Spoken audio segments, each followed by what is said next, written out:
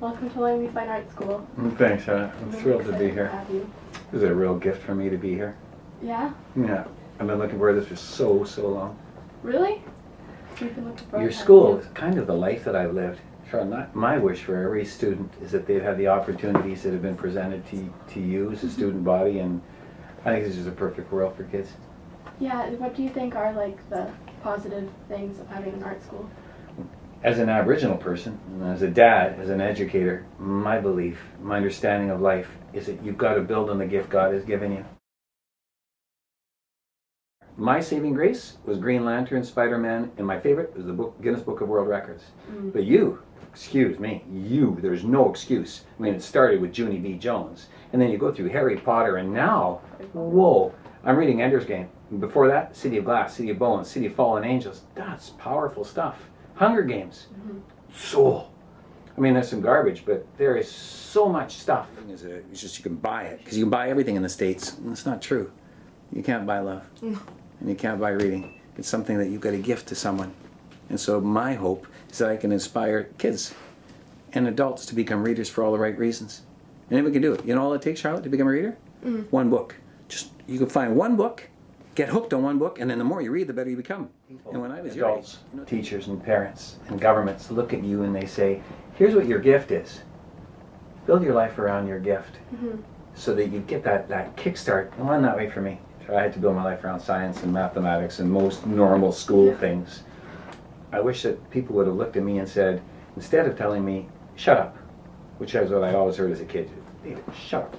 Instead of hearing that over and over, I wish somebody had said to me, go on talking. You tell a good story, because that's what I do for a living. My gift is to talk. I talk for a living. And you weren't always writing, so how did you become a writer? Well, I'm just doing that part-time. I'm going to be a hockey player. The Canucks need me. This is just killing time until they pick up on that. So writing is really not my forte. It's storytelling, and it's all about the stories. And writing is just one way of getting my stories out there. So there was that, and then there's the fact that I do like rhythm, so I started to write with a little rhythm. And if I were younger, I'd rap. But if I rap now, people would, kids would call 911 and say, that's right, there's an old guy having a seizure, get over here. So I've got to be careful. But I still have that sense of rhythm, and I like poetry. I don't know if you knew that. Do you have just any like general advice for young writers? Charlotte, if somebody would have said to me, never question your heart. Always go with your heart. Don't be guided by anything but your heart. If it feels good, go there in life.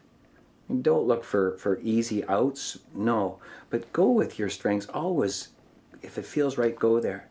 And I'm not sure I'd have ever been a teacher. And I was a teacher and a principal for 28 years. And I'm not really sure where life would have taken me, but nobody ever gave me that guidance.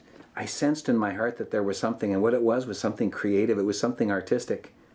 And if you saw my home, where I live and how I live, you'd say, he's kind of funky. I'm just, I like stuff that a lot of people don't like. And nobody identified that in my schooling. I used to get in trouble for talking, and that was my strength. And when I moved to British Columbia, my first feeling was, it's hard for British Columbians to know me. Because when you're from Vancouver and Surrey, your whole life is driven by bridges. If you're from Toronto, your whole life is dictated by highways, the 401, the 407, the 427. Well, my home, I grew up with the wind and the cold and the snow. And my whole childhood was nothing but Mother Nature.